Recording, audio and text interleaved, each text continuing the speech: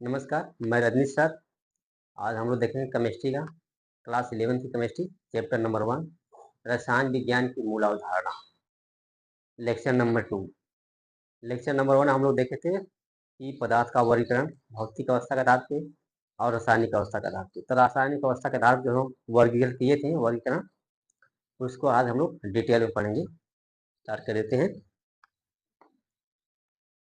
जैसे हम लोग किए थे वर्गीकरण में पदार्थ का वर्गीकरण रासायनिक अवस्था के आधार पर पदार्थ का वर्गीकरण में पहले हम लोग पढ़े शुद्ध पदार्थ पढ़ेंगे क्या चीज होता है शुद्ध पदार्थ। शुद्ध पदार्थ क्या होता है? कहने का मतलब कि वह पदार्थ जो समान कणों से मिलकर बने होते हैं या एक ही जैसे कणों से मिलकर बने होते हैं उसे शुद्ध पदार्थ कहते हैं। लिख सकते हैं कि वह पदार्थ जो समान समान कणों से मिलकर बने होते हैं कणों से मिलकर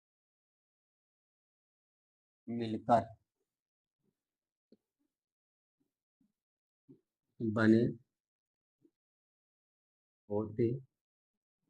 हैं उसे शुद्ध पदार्थ कहते हैं।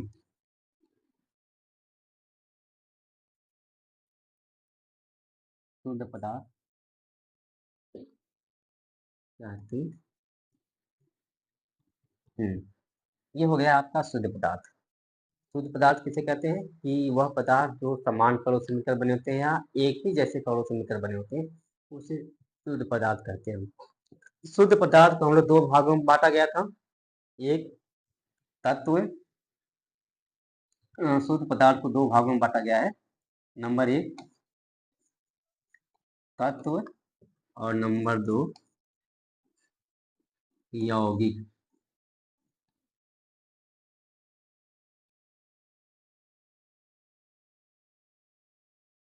यौगिक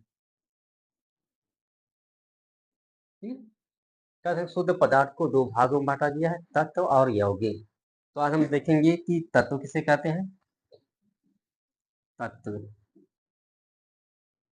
तत्व क्या होता है? तत्व क्या शुद्ध पदार्थ ही है कि वह शुद्ध पदार्थ जिसे किसी भी भौतिक या रासायनिक विधियों के द्वारा दो या दो से अधिक भागों में विभाजित नहीं किया जा सकता।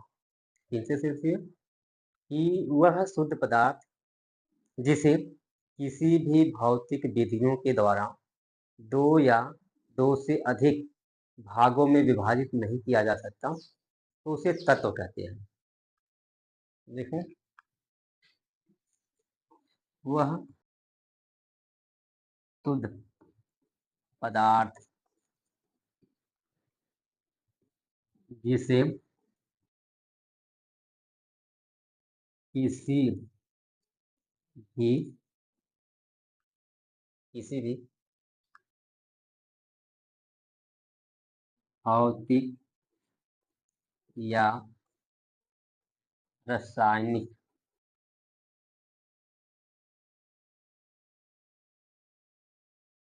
विधि किसी भी भौतिक या रासायनिक विधि के द्वारा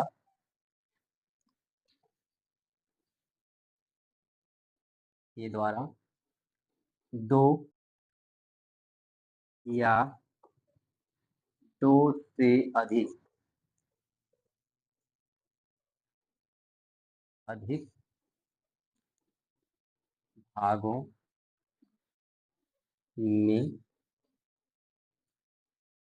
विभाजित नहीं किया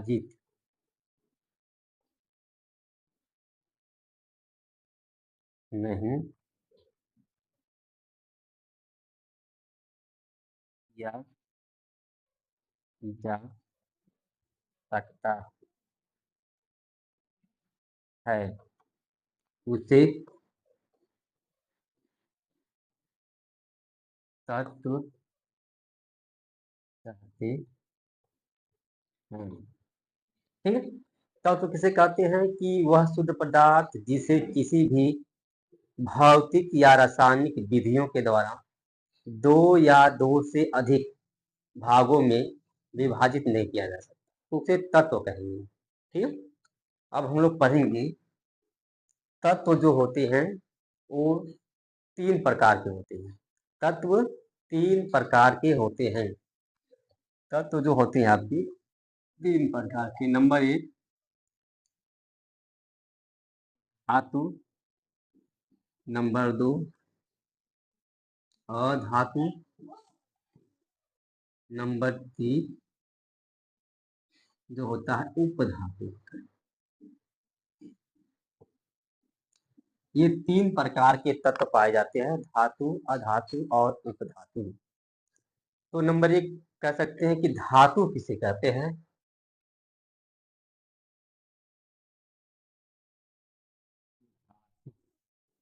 धातु क्या चीज होता है, या मेटल क्या चीज होता है। मेटल, धातु मतलब होता है कि वह तत्व जो इलेक्ट्रॉनों को त्याग कर धनायन बनाता है, उसे धातु कहते हैं। इसके गुण देखेंगे, धातु जो होते हैं विद्युत के सुचालक होते हैं, धातुएं में धात्विक चमक पाई जाती है, धातुएं तन्य होती हैं जिसे घींच करके तार बनाया जा सकता है। धातुएं बहुत सारे हैं, जैसे देखेंगे कि वह तत्व जो इलेक्ट्रॉनों को त्याग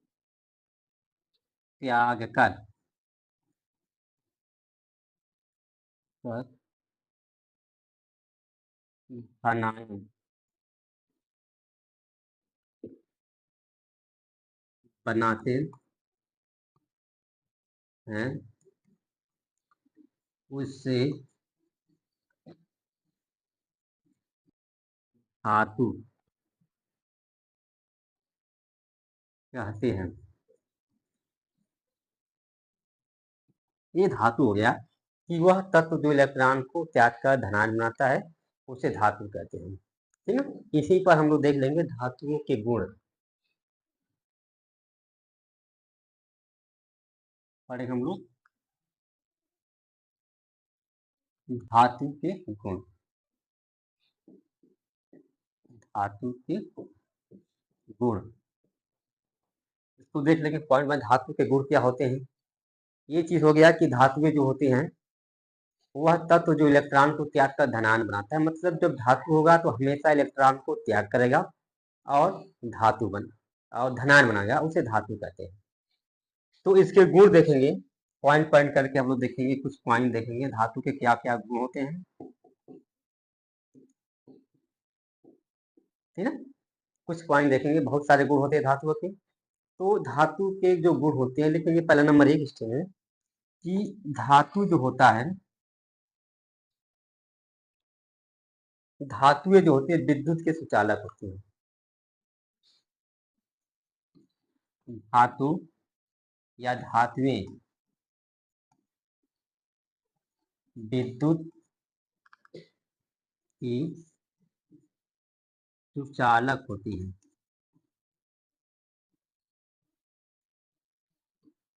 होती हैं, ठीक है, सभी धातुएं जो होती है विद्युत की सुचालक होती हैं। नंबर दो देखते हैं कि धातु धातुओं में धात्विक चमक पाई जाती है। धात्विक चमक पाई जाती है। जितने भी धातु होते हैं उसमें धात्विक चमक पाई जाती है। धातुएं जो होते हैं, धातुएं धातुएं तन्य होती हैं।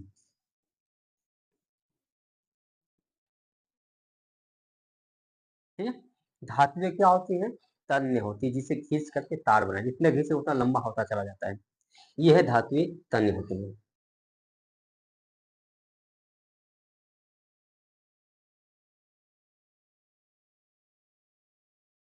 धातुओं धातुओं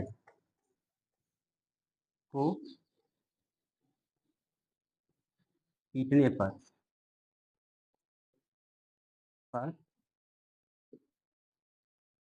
यह चापटी चपटी हो जाती है। चपटी हो जाती है। धातुओं जब पीटेंगे तो और चपटी हो रही जाएगी, फैलती चली जाएगी, जितना पीटेंगे उतना वो फैलती चलेगी। मतलब आघात वर्धनी होती है, कह सकते हैं आप। धात्विक आघात वर्धनी होती है।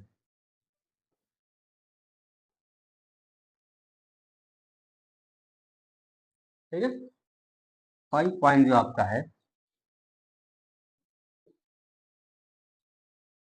धातुओं को पीटने पर एक विशेष प्रकार की ध्वनि उत्पन्न होती है धातुओं को, या लिख सकते हैं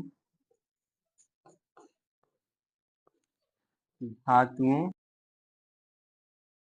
में से एक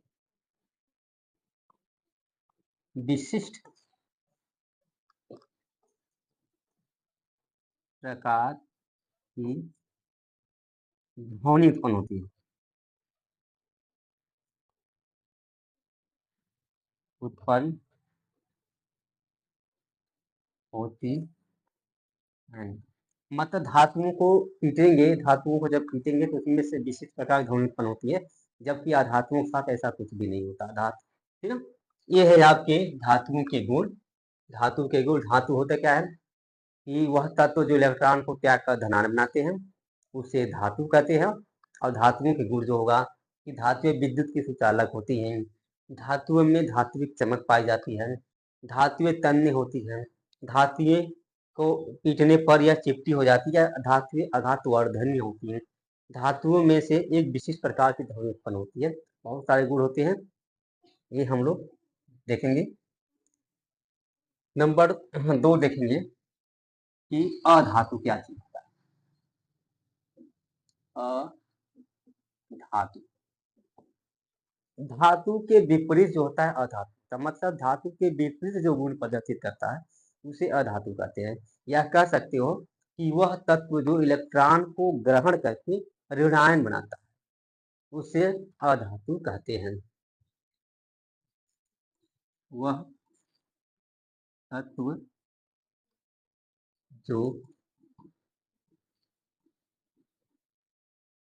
इलेक्ट्रॉनों को ग्रहण करके ऋणायन बनाता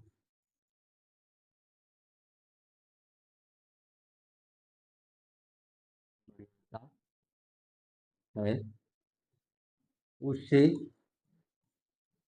अधातु कहते हैं।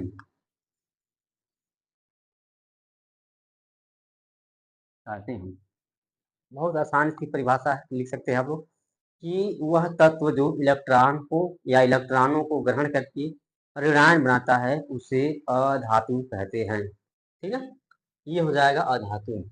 अब यहाँ हम लोग देखेंगे अधातु के गुण देख लेंगे। अधातु के गुण, एक चीज है कि जो धातु के गुण जान गया वो अधातु गुण ऑटोमेटिक लिखेगा, उसके विपरीत लिखेंगे। ठीक है, अधातु के गुण जो होगा धातु के गुण के विपरीत होगा, तो अब विपरीत में फर्स्ट पॉइंट लिख देंगे कि धातुएं विद्युत की कुचालक होती है। इसमें हम लोग क्या लिखते हैं, सुचालक होती है। तो लिखेंगे अधातुएं, अधातुएं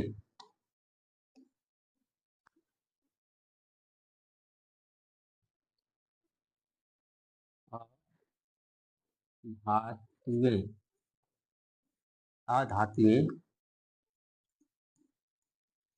विद्युत की कुचालक होती, कुचालक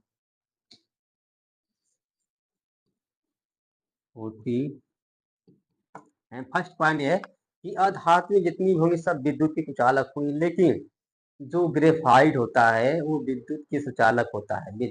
ग्रेफाइट जो कार्बन होता है वो विद्युत का सुचालक होता है, इसे जानते रहना। ठीक है। नंबर 2, या मैं ही लिख देता हूँ अपवाद में। अपवाद में क्या है? ग्रेफाइट।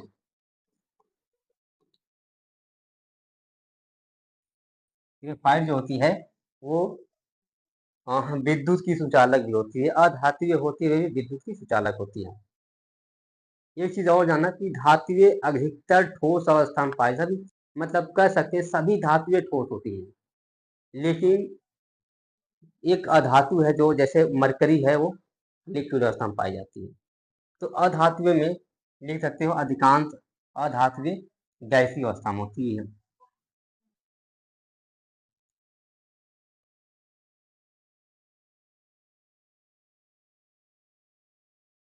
अधातुएं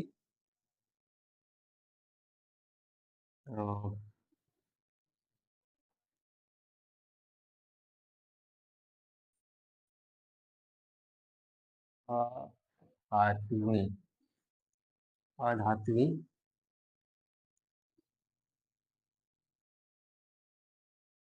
धातुएं जो होती हैं ये विशिष्ट ध्वनि उत्पन्न उत्पन्न विशिष्ट ध्वनि उत्पन्न नहीं होती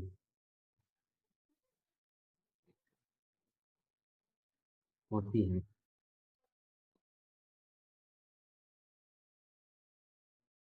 नंबर 3 आप देख सकते हैं, अधात्वी या अधिकांश अधिकांश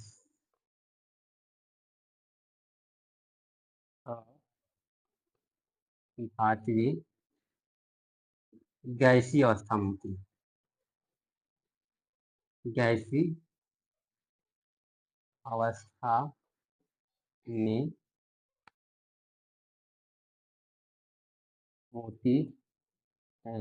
या आप सीधा कह सकते हो कि अधात्वी जो होती गैसीय अवस्था में पाई जाती है, लेकिन कुछ कुछ धातुएं ठोस भी अवस्था में पाई जाती हैं, कुछ द्रव अवस्था में पाई जाती हैं। ठीक है।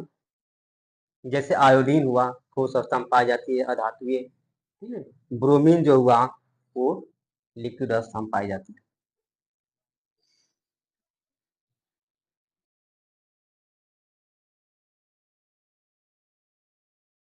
ये हो जाएगा आपका धातुएं विद्युत की कुचालक होती हैं, धातुएं विशिष्ट ध्वनि उत्पन्न नहीं होती है, अधिकांश अधातुएं गैसीय अवस्था में होती हैं। ठीक है।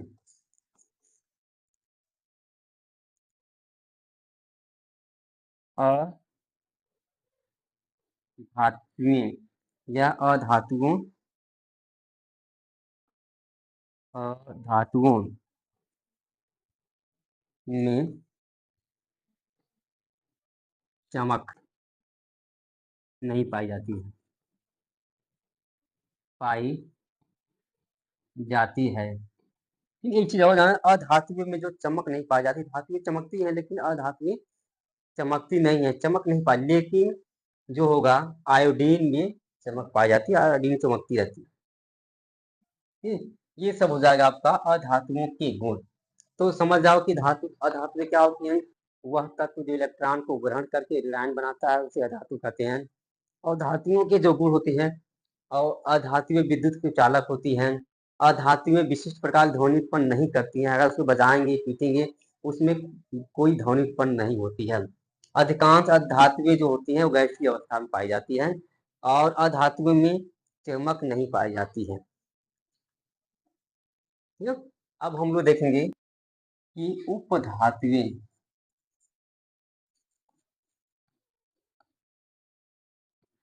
उपधातुएं क्या होती है? उपधातुएं मतलब होता है कि ऐसे या वह तत्व जो धातु और अधातु दोनों के गुणों को प्रदर्शित करता है। उसमें दोनों गुण होते हैं, धातु के भी गुण होते हैं और अधातु के भी गुण होते हैं। तो ऐसे तत्वों को उपधातु कहते हैं। ठीक है, तो आप लिख सकते हैं कि वह तत्व जिसमें धातु तथा अधातु अधातु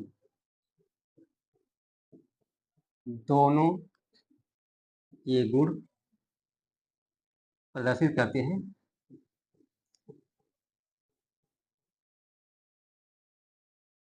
करते हैं, तो उसे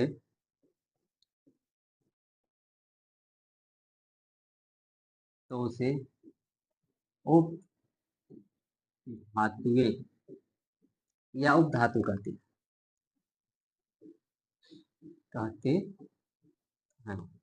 सिंपल में कह सकते हैं कि वह तत्व जो धातु तथा अधातु दोनों के गुणों को प्रदर्शित करते हैं उसे उपधातु कहते हैं। जैसे में क्या हो सकता है, जैसे में boron, silicon, germanium, tellurium, polonium,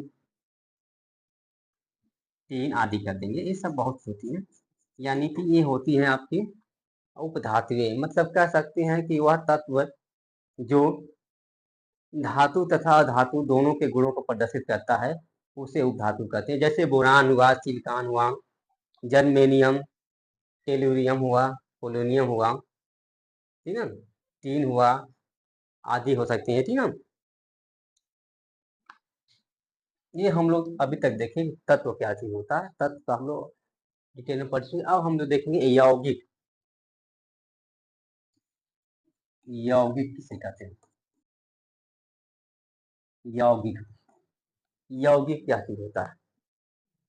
ठीक है, कि वह तत्व, यौगिक से कहेंगे वह शुद्ध पदार्थ जिसे भौतिक विधियों के द्वारा विभाजित नहीं किया जा सकता, परंतु रासायनिक विधियों के द्वारा विभाजित किया जा सकता है, तो उसे यौगिक कहते हैं। तीसरे बात देख लीजिए कि वह शुद्ध पदार्थ जिसे भौतिक विधियों के द्वारा विभाजित नहीं किया जा सकता, परंतु रासायनिक विधियों के द्वारा विभाजित किया जा सकता है, तो उसे यौगिक कहते हैं। जैसे हम देखो कि H2O है, अगर हम इससे, ये क्या है, लिक्विड है, जल है, अगर हम इसको गर्म करेंगे तब भी ये वाष्प में कन्वर्ट हो जाएगा, गैस में। लेकिन वाष्प क्या होगा, वही H2O ही होगा। अगर हम इसको ठंडा करेंगे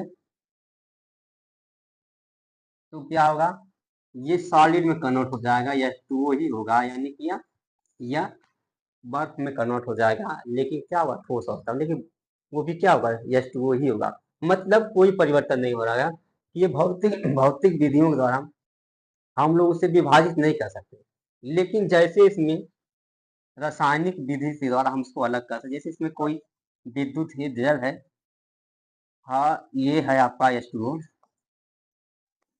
अगर इसमें हम कैथोड और एनोड लगा करके, ये है कैथोड, मान लो एनोड है,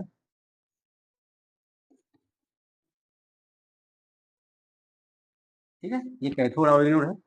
अगर इसमें हम विद्युत धारा प्रवाहित करेंगे, ठीक है, तो ये जो H2O जो होगा, ये पृथक हो जाता है, हाइड्रोजन में प्लस ऑक्सीजन में कन्वर्ट हो जाता है, अलग अलग हो जाता है। तो हम लोग कहेंगे कि हम लोग यौगिक को रासायनिक विधियों के द्वारा हम लोग पृथक कर सकते हैं, लेकिन भौतिक विधियों के द्वारा हम लोग उसे अलग नहीं कर सकते। तो ऐसे शुद्ध पदार्थ को हम लोग यौगिक कहते हैं। ठीक है, तो यौगिक हो गया आपका, यौगिक जो होगा आपका ये हो जाएगा आपका यौगिक।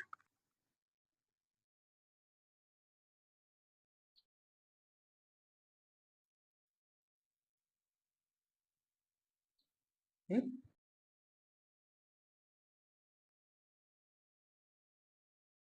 तो ये तो हम यौगिक कहेंगे कि वह शुद्ध पदार्थ जिससे भौतिक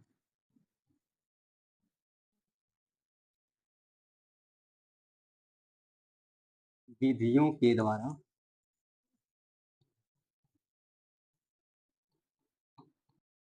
पृथक पृथक पृथक नहीं किया जा सकता,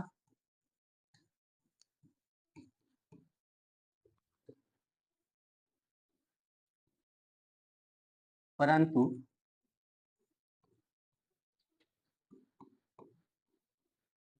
रासायनिक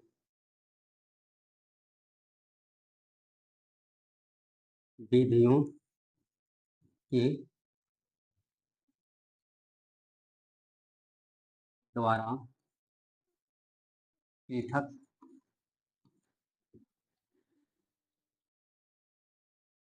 पृथक किया जा सकता है, तो उसे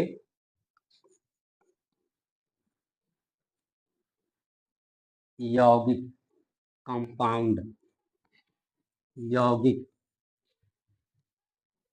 कहते हैं। मतलब कह सकते हैं कि वह शुद्ध पदार्थ जिसे भौतिक विधियों के द्वारा पृथक नहीं किया जा सकता, परंतु रासायनिक विधियों के द्वारा उसे पृथक किया जा सकता है, तो उसे हम लोग यौगिक कहेंगे। ठीक है? तो यौगिक भी आपके दो प्रकार के होते हैं। यौगिक आपके दो प्रकार के होते हैं। पहला कार्बनिक यौगिक,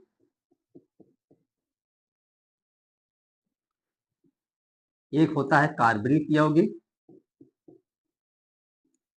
और एक और होता है जिसे हम बोलते हैं अकार्बनिक यौगिक।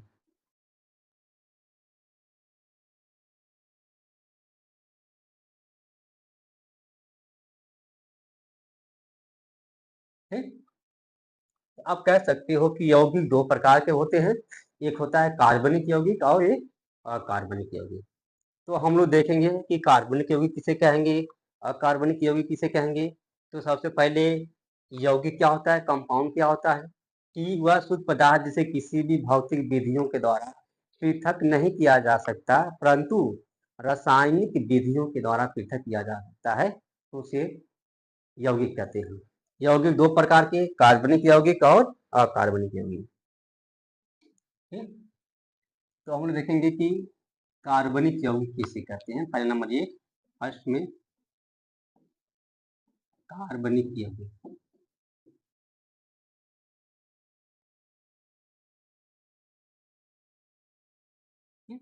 कार्बनिक यौगिक क्या होगा, मतलब कि ऐसा यौगिक या वह यौगिक जो सजीवों से उत्पन्न होता है। मतलब कि कुछ यौगिक ऐसे हुए जो हमें सजीव, जितने पेड़ पौधे हुए या जंतु हुआ, एनिमल हुआ, उसमें से जो यौगिक प्राप्त हुआ, जो उसे हम लोग बोलेंगे यह कार्बनिक यौगिक। ठीक है? और कुछ यौगिक हमें ऐसा प्राप्त हुआ जो निर्जीवों से प्राप्त हुआ, चट्टानों से प्राप्त हुआ, तो ऐसे यौगिक को हम लोग बोलेंगे कि यह अकार्बनिक यौगिक। तो आप सिंपल से कह सकते हैं कि वह यौगिक जो सजीवों से प्राप्त होता है, जंतुओं से चाहे पौधों से प्राप्त होता है, तो उसे कार्बनिक यौगिक कहेंगे। या वह यौगिक जो निर्जीवों से प्राप्त होता है, चट्टानों से प्राप्त होता है, उसे अकार्बनिक यौगिक कहेंगे। वह यौगिक जो सजीवों सजीवों जो सजीवों से प्राप्त होता है,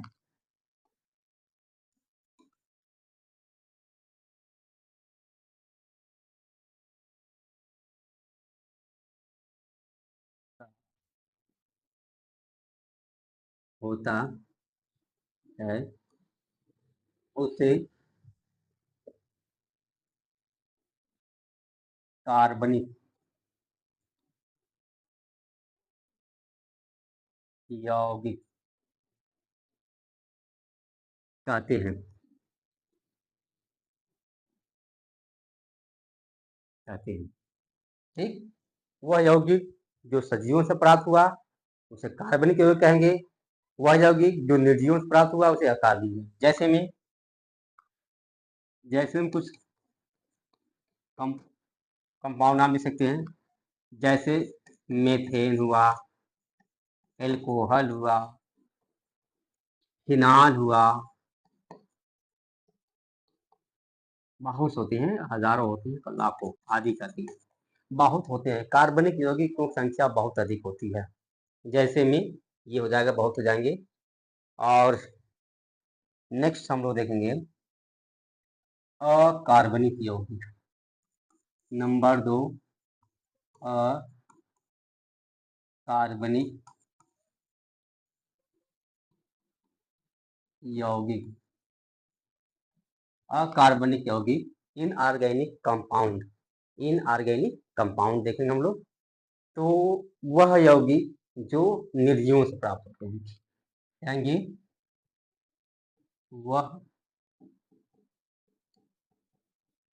वह यौगिक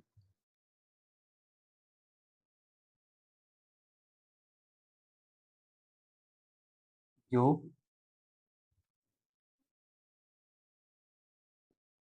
निर्जीवों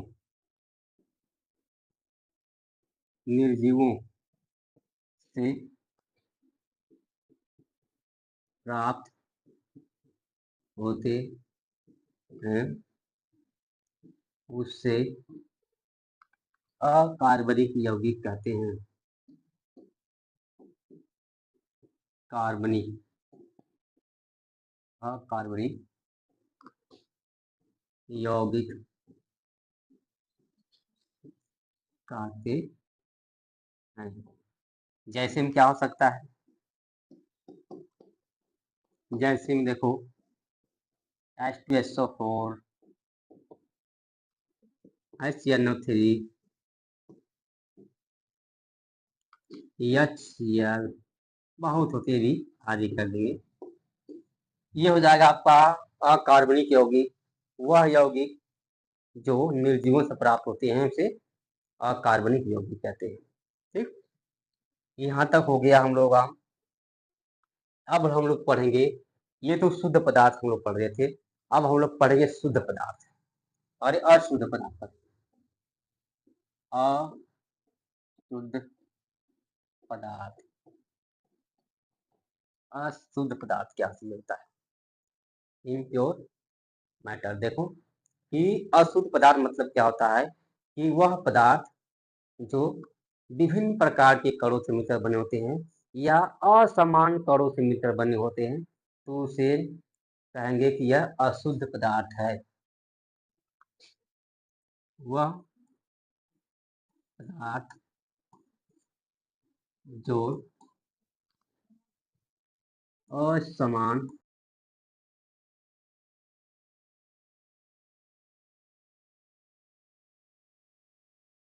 कणों से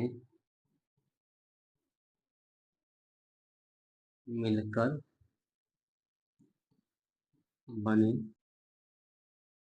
बने होते हैं, तो उसे अशुद्ध पदार्थ कहते हैं। अशुद्ध पदार्थ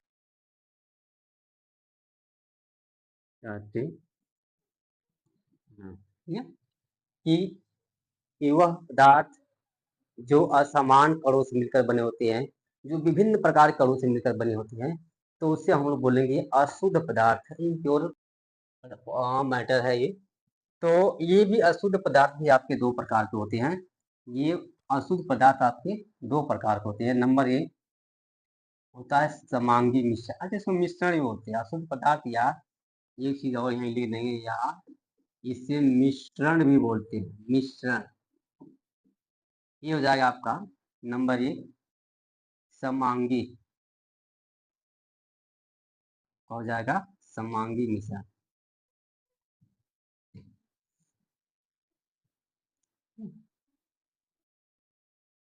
ये हो जाएगा 1 नंबर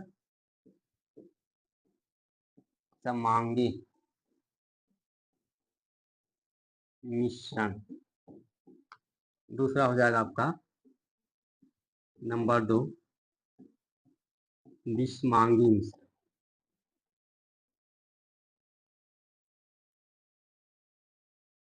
मिश्रण ये जो होगा आपका मिश्रण या अशुद्ध पदार्थ दो प्रकार से मिलेंगे, समांगी मिश्रण और विषमांगी मिश्रण। समांगी मिश्रण किसे कहेंगे?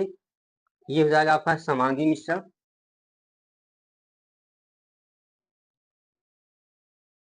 समांगी मिश्रण होमोजीनियस मिक्सचर जिसे बोलते हैं, होमोजीनियस मिक्सचर। समांगी मिश्रण क्या होगा कि वह मिश्रण जिसमें विलेय के कणों को सूक्ष्मदर्शी के द्वारा भी नहीं देखा जा सकता। इसे देखो कि वह मिश्रण या वह विलयन जिसमें विलेय के कणों को सूक्ष्मदर्शी के द्वारा भी नहीं देखा जा सकता, तो उसे समांगी मिश्रण कहते हैं। या वह मिश्रण या वह विलयन विलयन जिसका बूंद बूंद समान होता है, उसे समांगी मिश्रण कहते हैं। जैसे जैसे मैंने बताया है कि आपको पानी में चीनी घोल लेंगे, उसको बूंद बूंद चखेंगे, ऊपर से चखेंगे तब भी उतना मिठास होगा, बीच से चखेंगे एक बूंद तब भी उतना मिठास होगा, नीचे से चखेंगे एक बूंद तब भी उतना मिठास होगा, तो उसे बोलेंगे समांगी मिश्रण। वह मिश्रण जिसमें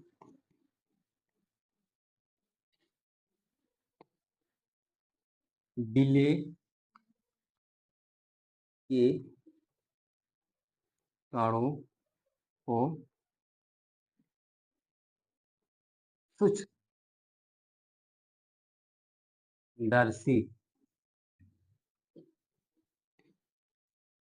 के द्वारा नहीं देखा जा सकता है, तो उसे समांगी मिश्रण कहते हैं।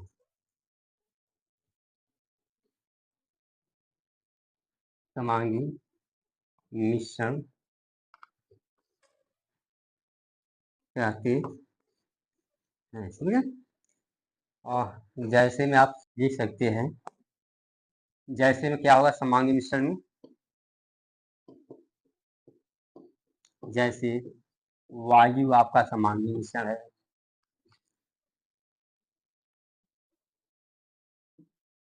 नमक या चीनी का जलीय विलयन आदि कर सकते हो। सभी गैसें जो होती है आपकी समांगी मिश्रण होती है। नमक चीनी का जो जलीय विलयन होता है, ये भी क्या होता है? समांगी मिश्रण होता है। तो वह मिश्रण जिसमें विलेय के कणों को सूक्ष्मदर्शी के द्वारा भी नहीं देखा जा सकता, उसे समांगी मिश्रण कहते हैं। और साथ में करना चाहते हो कर सकते हैं कि वह मिश्रण जिसमें एक ही प्रावस्था पाई जाती है, उसे समांगी मिश्रण कहते हैं।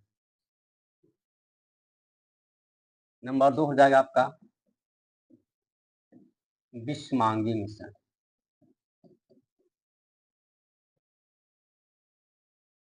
मिश्रण हेट्रोजीनियस मिक्सचर होता है, हेट्रोजीनियस मिक्सचर। विषमांगी मिश्रण क्या होता है कि वह मिश्रण जिसमें विलेय के कणों को देखा जा सकता है, जिसमें दिखाई देता है, उसे आप विषमांगी मिश्रण कहते हैं। या लिख सकते हो कि वह मिश्रण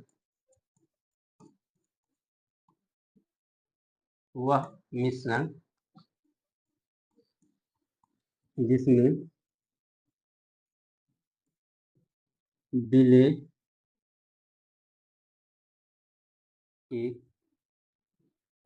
कणों को विलेय के कण दिखाई देते हैं, सीधे लिख लो विलेय के कण, जिसमें विलेय के कण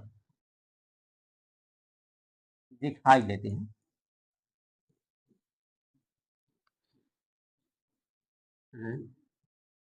उससे विषमांगी मिश्रण कहते हैं।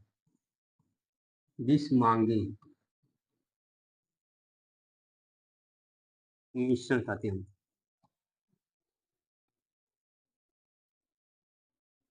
कहते हैं। आप कह सकते हो विषमांगी मिश्रण किसे कहेंगे? वह मिश्रण जिसमें विलेय के कणों को देखा जा सके या दिखाई देते हैं, उसे विषमांगी मिश्रण कहते हैं। देखने के आधार पर कणों को, विलेय के कणों को देखने के आधार पर ये दो प्रकार के होते हैं। विषमांगी मिश्रण भी आपके दो प्रकार के होते हैं, जो कणों के देखने का आधार पर। ऐसा कण जो नग्न आंखों से दिखाई नहीं देता, वह विषमांगी मिश्रण कह सकते हो, जिसमें विलेय के कण नग्न आंखों से नहीं दिखाई देता, परंतु सूक्ष्मदर्शी के द्वारा दिखाई देता है, तो उसे कोलाइडी विलयन कहते हैं। और जिसमें विलेय के कण नग्न आंखों से दिखाई देते हैं, डायरेक्टली दिखाई देते हैं, उसे निलंबन कहते हैं। यानी कह सकते हैं समांगी मिश्रण भी आपके दो प्रकार के होते हैं। एक होता है कोलाइडी विलयन, कोलाइडी विलयन, और ये दूसरा हो जाएगा आपका निलंबन। देखने के आधार पर कह सकते हो। मैंने कहा कि ऐसा मिश्रण जिसमें विलेय कर दिखाई देता है, उसको दिखाई देने के आधार पर ये दो प्रकार के, कोलाइडी विलयन और निलंबन। अब समझेंगे कि कोलाइडी विलयन किसे कहते हैं और निलंबन किसे कहते हैं। नंबर एक, कोलाइडी विलयन। कोलाइडी विलयन, कोलाइडी विलयन क्या होता है कि वह विलयन जिसमें विलेय के कणों को नग्न आंखों के द्वारा नहीं देखा जा सकता, परंतु सूक्ष्मदर्शी के द्वारा देखा जा सकता है, तो ऐसे विलयन को कोलाइडी विलयन कहते हैं। लिख सकते हैं, वह विलयन जिसमें जिसमें विलेय के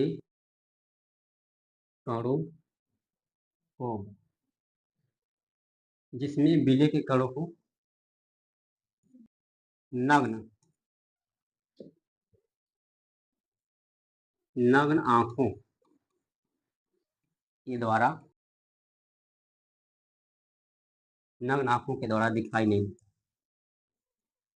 जिसमें विलेय के कणों को नग्न आंखों के द्वारा नहीं देखा जा सकता है, या विलेय के कणों या विलेय के कण, देखो बड़ा हो जाएगा सेंटेंस,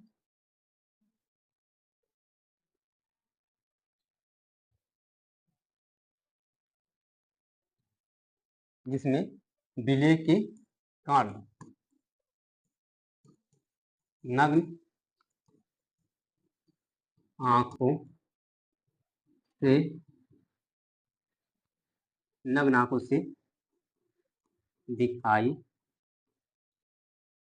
नहीं देते, ठीक है, परंतु सूक्ष्म सूक्ष्मदर्शी से दिखाई देते हैं, दिखाई देते हैं, तो उसे कोलाइडी विलयन कहते हैं।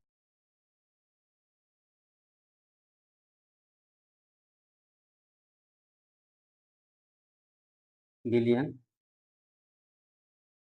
कहते हैं। जैसे में क्या हो सकता है? जैसे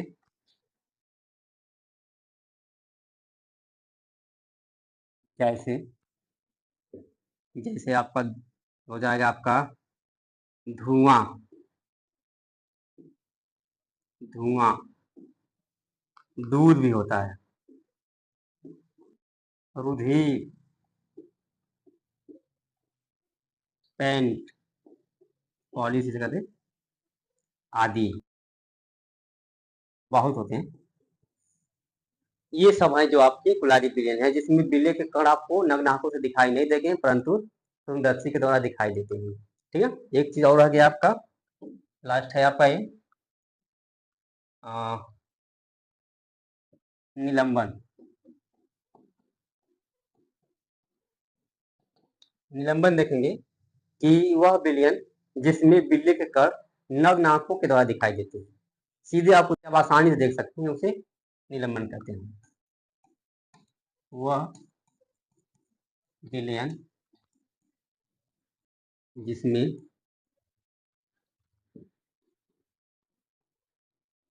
बिल्ली के कण नग्न आंखों से दिखाई देते हैं, उसे निलंबन कहते हैं।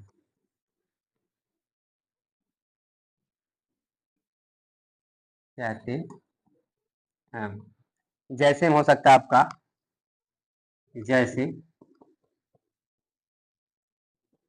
जैसे जल में घुला मिट्टी या रेत, ठीक है। जैसे जल में घुला मिट्टी या रेत आपको डायरेक्टली दिखाई देता है कि पानी में बालू घुला है, पानी में मिट्टी घुला है, ये सूक्ष्मदर्शी की आवश्यकता नहीं होती है। तो ऐसे विलयन को हम लोग बोलेंगे निलंबन। तो अब ये वीडियो यहीं पे समाप्त होती है। नेक्स्ट वीडियो हम लोग फिर मिलेंगे, और वीडियो को देखिए, अगर अच्छा लगे तो लाइक, सब्सक्राइब, शेयर और कमेंट जरूर करिए। धन्यवाद।